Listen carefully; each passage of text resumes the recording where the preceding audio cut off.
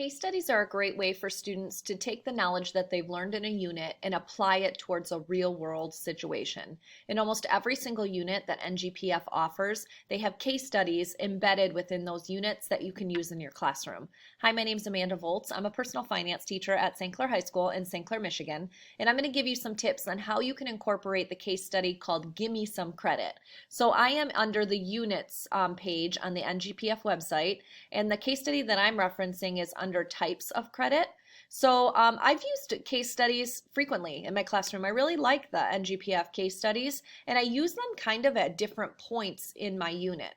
So sometimes I might use a case study to like spearhead or kick off some discussion in a unit, but honestly, that's only a couple of the case studies that they offer. Most often I use them like in the unit or at the end of the unit for them to apply and review some of the knowledge that they've learned. So in this types of credit unit, on the right-hand side is kind of like NGPF's a la carte menu, where they house all their activities and projects and FinCap Fridays, all that relate to that unit.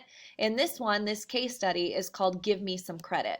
So what case studies do is they give students almost like a storyline, and then within that storyline, they answer some questions. And again, you can use it, I think, in different ways where they use it as a research tool to look up that information. But I found it to be more successful that once students have learned about credit, for example, we've learned about what credit is, we learned how credit cards work, and then I might interject this case study in which students take on the role of being a financial counselor. They give advice to another character about shopping for a credit card. And they can take what they've learned and then apply it. I think that is where the case studies are most beneficial.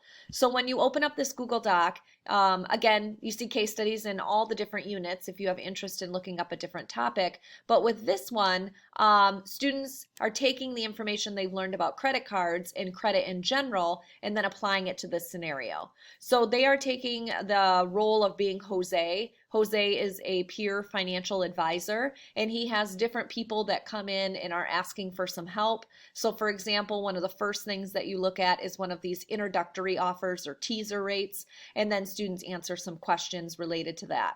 So how the case studies are structured almost on all of them is there is some general information here to kind of get the case study going. And as you see, it's very much like a dialogue that's happening, and then it will break into a question. And then you see that there's more dialogue happening where Jose now has a new client who is Michelle, and she comes in and here's some background information on here, and she's looking at different like credit card offers and which one she should choose, and then there's another question. And then you see there's more dialogue, and then there's some final questions. So how can you incorporate this in your class? There's two ways that I've done it personally and I found success in. The first one is to just get students into larger groups and then give them the case study either digitally or on paper and have them read through the case study and answer the questions. So as a table group, they'll read this information, answer the question. Read the information, answer the question. I'm not sure that I feel that that's the best way to do it, but it is one way to do it. And then at the very end, once students have done that, you could bring them all together to emphasize some of the important questions and important points as a whole group. So small group, then to whole group.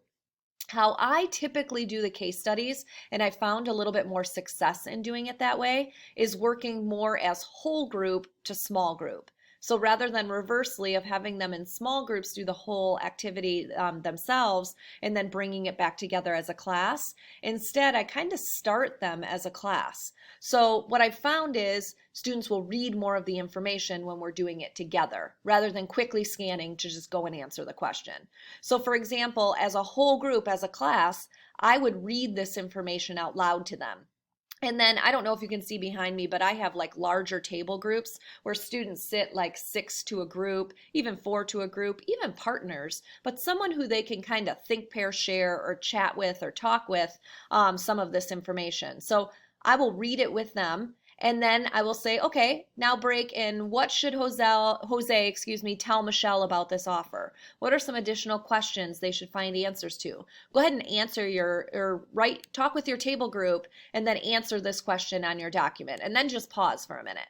So I'll have them do that in their small groups. And by the way, I use Google Classroom, and these case studies translate really well to Google Classroom, where students can be digitally answering the questions. But I think you could also just print this out and then pass out the packet or the information to the students on a hard copy also. So I'll give them a few minutes to talk about this question. And then sometimes I'll, okay, what did you say? And then we'll talk about it as a whole group. And sometimes I'll just kind of keep it moving forward. Well, then I'll start reading that again out loud to the whole group. So now that Jose has helped Michelle, he's on to his next appointment. And we'll read this out loud with the whole class. And then I'll tell them, okay, now with your table group, go ahead and address question number 2. Talk with your table group, come up with an answer. I'll give them a couple minutes to do that. And then I'll bring us back as a whole class, talking about this question possibly, and then again reading the last little blurb here, and then telling them to go and answer the questions, and then pulling out the important things. I think that has worked the best with me with case studies. But again, I think you could also use case studies as a authentic type of assessment at the end of your unit. So I'm giving you kind of some ways and some tips that I've used it. And the most successful way that I've used it is embedded in my unit and then doing whole group to small group. But there's so many different ways that you can use case studies. I love them because it's giving them actual context for the information that they've learned. So they've learned about credit and credit cards, and now here's a realistic scenario in showing them where this information is important. In using this case study, I would say this is one of their shorter case studies that they offer. I have mostly 12th grade students. I do teach a year-long personal finance course, and as I told you, I am digital. I use Chromebooks in my classroom daily, so I post something like this to Google Classroom.